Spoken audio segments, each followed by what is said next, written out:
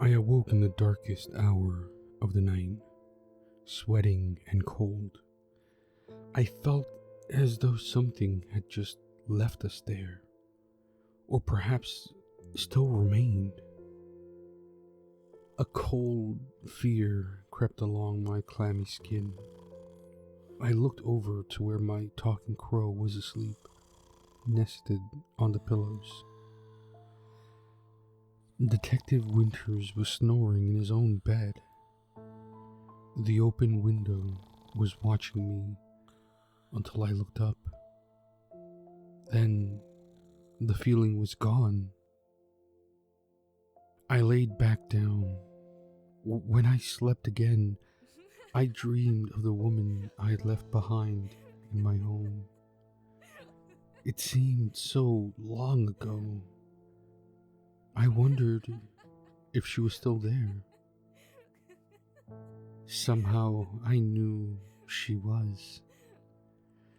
I suddenly couldn't stop thinking about her. I really didn't like her, yet my instincts told me to worry about her. So I did. As dawn crept light across the twisted landscape outside the hotel window, I thought of her. Then I got up and ate my sandwich out of the fridge and drank some water out of the sink. I left a piece of it for Corey and went to brush my teeth. Detective Winters woke up as his phone was ringing. He listened and said very little. I could tell he was talking to his boss. "Ready to go?" he asked me as he laid back down. "I am. Are you?" I nodded at his prostration. "Let's stay and eat," Corey suggested as he fed. We all shuffled out of the hotel room to the car, Corey flitting from place to place and finally gliding to the car boldly. Three crows took the opportunity to scold him from the wire above. He avoided them and looked at me. He said, "You should know your old home, or sadness will prevail," Corey told me. "I know."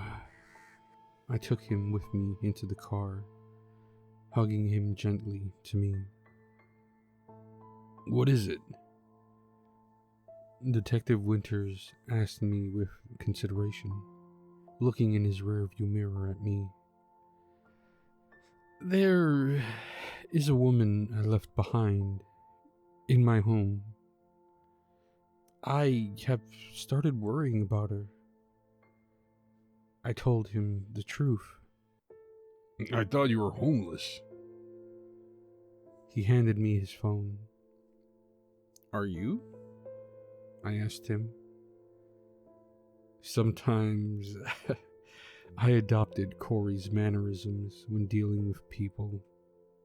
Not intentionally. "Touché, Mr. Lord, touché." Detective Winters went ahead and lit a jacked up looking rollie, all bent and with bits of tobacco sticking out of it. He opened the car door crack while we sat there. I dialed the number. "Isidore?" I said her name when she picked up. "Christ, Lord! I thought you were gone forever!" she exclaimed. She started saying a bunch of stuff about the house and bills before I said, "I don't care about the house. I called for you," I said. "I need you to come back. I can't do this on my own. I know you won't leave me. Why are you gone?" Isidore started crying into the phone. Isidore, how can you say that? We barely know each other. I invited you in. I didn't think you would stay. That's why I left. Because you wouldn't. I explained honestly. I had only just spent a few nights with her, and we barely had more than a conversation before that. Then she had just decided she was in love with me and moved in. Not that she had anything to move. She had arrived with her toothbrush and pajamas. I thought it was cute until she stayed. I know you. Isidore sounded strange. Yeah, I know you too. It's not like that. What do you want from me? I must have sounded different to her than I meant to. For she simply said, Just your love. I can't just love you, I claimed. I was lying. I fell in love with people all the time. I did actually care for her. I was just being very cowardly about it at the time. Then accept my love for you. She negotiated. Fine. Is that all? Are you okay? I asked. I am not okay. I literally need you. Her voice was very quiet when she said this. I believed her, even though I did not want to. I have to go. I have work to do. I will call you. I paused as Detective Winters made a gesture of walking fingers and a knock on the door. I hate charades. I will come see you later. Then I hung up as she said goodbye and told me she loved me. Let's go. She's fine. I shrugged and restored his phone to his hand. Her name's Isidore? Detective Winters chuckled. That's like calling a girl Charlie. It's kinda cute, I guess. She doesn't need a cute name, I promised him. He ignited the engine and drove us to the scene of murder. Beholding the darkness within the earth filled me with fear and dread. Detective Winters told me over and over that I was going with him into the darkness. I refused to go down there, panic sweeping me in strokes instead. I was suffocating on my own doubt of survival, anticipating such an adventure. Corey was left behind as he dragged me by handcuff to his wrist into the dizzy and pale threshold. Then, by mere candlelight, we went amid the crackling specters of the dim. I closed my eyes to see, knowing it is the way in such a place. I remembered the mirrored veins of the paths above this place. All of them followed the water, and it rode the top of the stones. Therefore, I knew my way, as surely as I knew the paths that had formed directly above. In the young forests, amid the ruined heath, Without the sky, without my bird, without my sight, I was paralyzed by fear of the dark dwellers. There was only one way out, and that was forward. In my paralysis, I had no control over myself, except to know I was fleeing in panic, unable to stop. I looked down to find the handcuff was free, and the light shone from the floor, spinning. With his thumb broken to free his hand, Detective Winters was laying there, examining the injury. "We have to leave," I hissed in terror. I hunched down. "You ruined my thumb!" He snarled back. His eyes rolled and he actually fainted where he lay. I took up the flashlight and used it to bathe his body in light. There, I left him and continued to escape the place he had brought me. Upon the kill, I stumbled, alone. There, the chalk outline remained. 2 children looked like they were dragged and discarded in a heap. The extension cords all went to one junction and split into the 3 lanterns that shone in that one room as day. I was in the heart of the labyrinth. I had escaped nothing. The handcuff hung freely, and I looked at its shiny surface.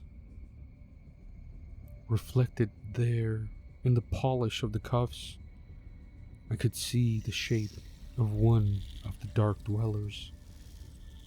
It was on the wall and ceiling behind me, watching me from the darkness. I turned and it skittered into a crack in the wall with lightning quickness. Its many centipede legs making it look like the animation of a flipbook. Its length rippling in the darkness. I staggered back in mortal mystery. My eyes were wide and I choked on the breath I had exhaled, trying to scream in sheer terror. Then I closed my mouth on my tongue, knowing with reptile swiftness not to make a sound. For they were all around me.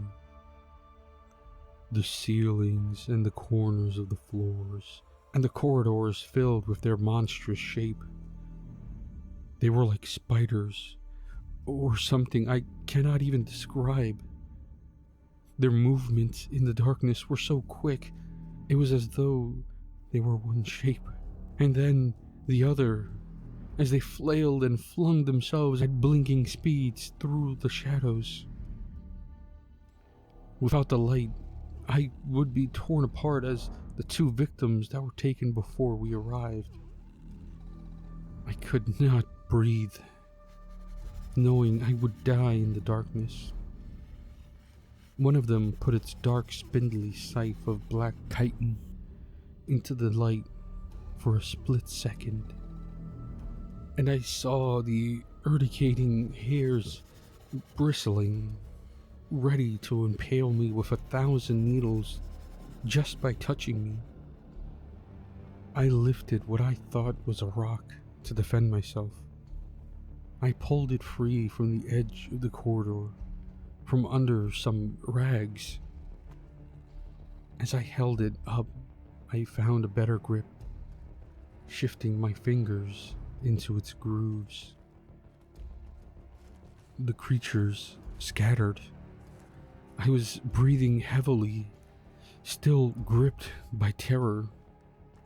I had to escape back out of there, and I somehow took a step out of the light, back the way I had come. or so I thought. I turned and turned again, feeling my way along with my left hand on the wall. My right hand held the object, which now felt light for a stone. My panic had subsided, and I had moved without thinking. I was lost in the darkness. I felt my way along. I kept thinking I could hear the creatures.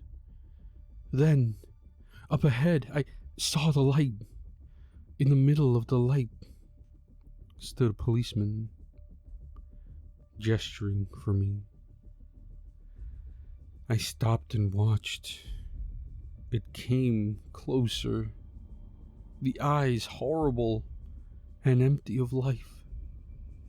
Then, as it escaped the light, I saw it was merely an illusion. Somehow, it could hide what it looked like, refusing to be seen in its entirety. The creature came for me, and then I screamed. It was a flash of scythe-like spider legs by the thousands, and its many horrible eyes, and its beak-like mandibles. It was coming for me out of the darkness, a silhouette against the lanterns beyond. I was screaming and curling away from it, about to be torn to pieces by it. Resounding gun blasts flashed brightly and lit up its awfulness. The bullets tore into it, black ichor splashing where its flesh was. Then it fell over, twitching and curling and steaming. It quickly dissolved into a puddle of nightmares. What in hell was that? Detective Winters was shaking violently and still aiming his gun, even though he had emptied it. How should I know, Detective? This is your crime scene, I complained. I was shivering and sweating and knew there were more. There are more of those things. My lord, are you alive? Corey called into the hole. It's your crow. Detective Winters sighed in awe. I know that. How did he get out of your car? I wondered distractedly. I left my window down, I think. Detective Winters realized, his own mind easily choosing to think of something else. You think, or you know? I demanded, severely stressed. I accepted the flashlight, and, trembling, he removed my handcuff without reason, while I was holding the light. I tried to hand it back, and he gestured for me to wait a second by holding up one finger. He looked at my free hand without realizing what I was holding. Jesus. I just think, okay? Sorry. Detective Winters reloaded his weapon and grimaced. It looked very difficult with his ruined thumb. My lord, are you alive? Corey asked the second time. That is when we all heard them. I heard them, and Detective Winters heard them, and Corey heard them. Their voices froze my blood. The damned things were speaking. The penultimate horror I felt was a sweeping and cold knowledge of them. That they could speak and had their own language was fearsome in its perversion. Nothing like that should exist. And to give it intelligence was the work of a mad creator. Their language challenged man's place in creation, putting something so blasphemous in place of the will of man. Such a horror could break my mind with every syllable that they uttered with inhuman mouths. They did not only speak their chittering abomination, for some of them whispered plain English from the darkness as well. This is the home. This is the darkness. It belongs rightly.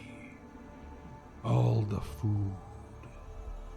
The flesh is food. This belongs to the flesh, the food. They spoke in a unified and horrifying whisper. My lord, you should come out of there. The folk of the shaded places will kill you for trespassing. Then they will eat you. Corey called to me from above. I got that! I shouted back, and the sound of my voice stirred the one nearest to us. Time to go! Detective Winters made me go first with the light. We made our move, and instantly it was as though the walls and ceilings had come alive. They were all around us, shifting rapidly, each taking the place of another to avoid the light and the gun. I shone it on them, and they fled the beam. Likewise, Detective Winters let them have a taste of his firearm, as he shot a bullet into each one that got too close. Breathing rapidly and wide-eyed, we emerged to find the rest of the policemen had already departed. Only Detective Winters' car and Corey remained. I had expected some sort of rescue, as though getting out would mean safety. I looked at the object I held. It was a skull. I turned back and stared into the darkness down there. Corey flitted to my shoulder and said into my ear, They will come right on out of that hole and snatch you back in if you get too close. Thanks. I nodded, my mouth hanging open as I stood in waves of terror. Part of my mind had not escaped. I needed to go back down there and get it real quick. It would only take 1 second. Hang on. Detective Winters curled over and threw up a bunch of thick, chunky bile onto a helpless banana slug. He reached down and used a leaf to flick it out of the vomit onto some nearby moss. Sorry about that. Must go now, Corey advised in urgent repetition. I went and got in the car and watched with the horror hole with dreadful apprehension. I set the skull up front on the passenger seat. Then I tried to learn how to breathe normally again. I noticed that Detective Winters' driver's side window was actually down. Eventually, Detective Winters had managed to light the smoke he had kept behind his ear the entire time. It was sagging with sweat, and he took a few unhappy puffs before he flicked it down into the hole.